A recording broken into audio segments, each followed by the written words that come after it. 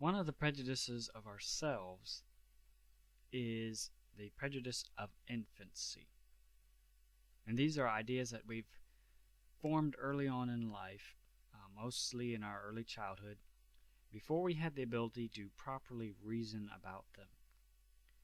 But as time went on, we have not re-examined them when our judgment is more mature. One simple illustration is that when we are children, we think the sun sets and touches the horizon, and we also think that the stars don't come out till the sun goes down. But later on in life, we are able to re-examine those ideas and realize some of the sciences behind it, and realize the sun does not touch the horizon and the stars are always out. Oftentimes we see the prejudice of infancy in customs and the way people do things, but also in matters of faith and religion. They learn something early on, and they just keep continuing it without ever examining it whether it's true or not, or whether they're doing it the right way or doing it to the fullest that they should. That is the prejudice of infancy. Now we can correct and we can cure the prejudice of infancy by examining the opinions that were formed early on in life, some of our most basic convictions, some of our most basic ideas, re-examine them later in life when our judgment is more mature. Another prejudice that comes from ourself is the prejudice of sense. Our sense gives us a lot of information, our touch, sight, hearing, etc. But our sense can also give us false information, and that can affect our judgment. We often use one sense to cure the mistakes of another sense. For example, our sight alone may tell us that a stick in water is bent, but our sight and our feeling, coupled with our reason, tell us that no, that stick is straight. Our mind learns various parts of knowledge by our senses, by our reading, our hearing, our observing things. But reason should always accompany those senses. Whenever we need to form a just judgment about things that are proposed to us, we need to couple it with reason, not just going solely by senses. The cure for the prejudice of sense is the exercise of our reason and the application to studies. The more we learn about what is true, the more we can correct what our senses may perceive falsely. The primary design of our senses is to inform us about the various relationships of the bodies that are around us, and also to inform us what is pleasant and useful, what is painful, what hurts. Those senses alone cannot give us a true understanding of the inward nature of things and whether they are right or wrong. We have to couple our senses with our reason and not go solely by our senses. One danger of the prejudice of sense is that it can affect your faith also.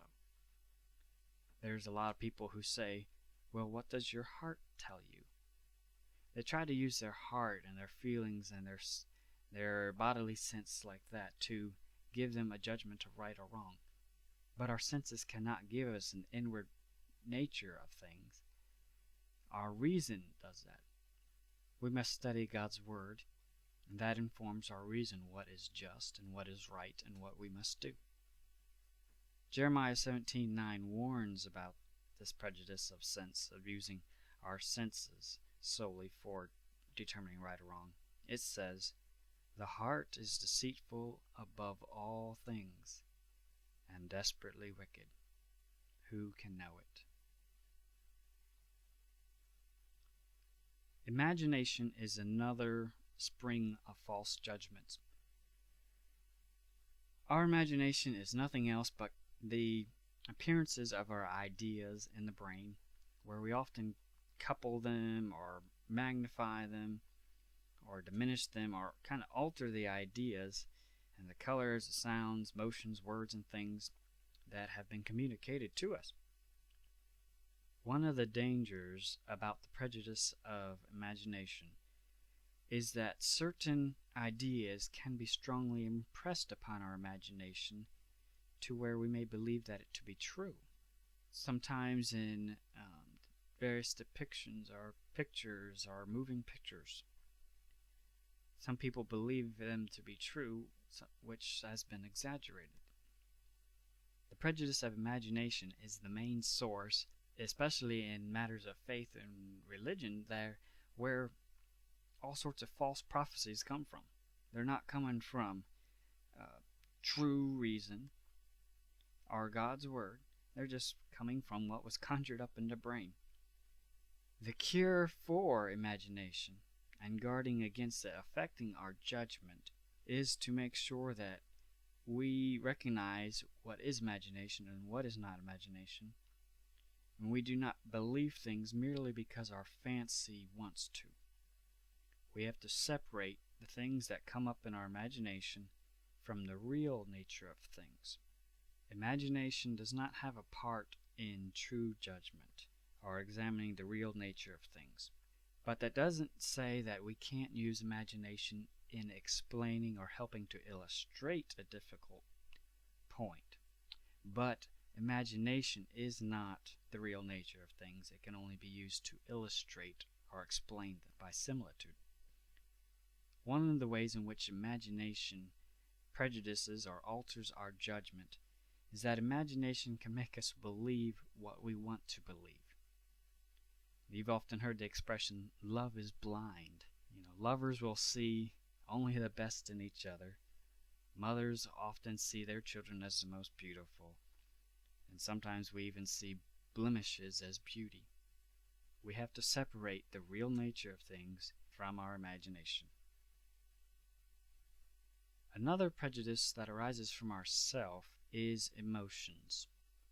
Emotions are not wrong or bad, but we must be constantly vigilant that emotions can affect our judgment.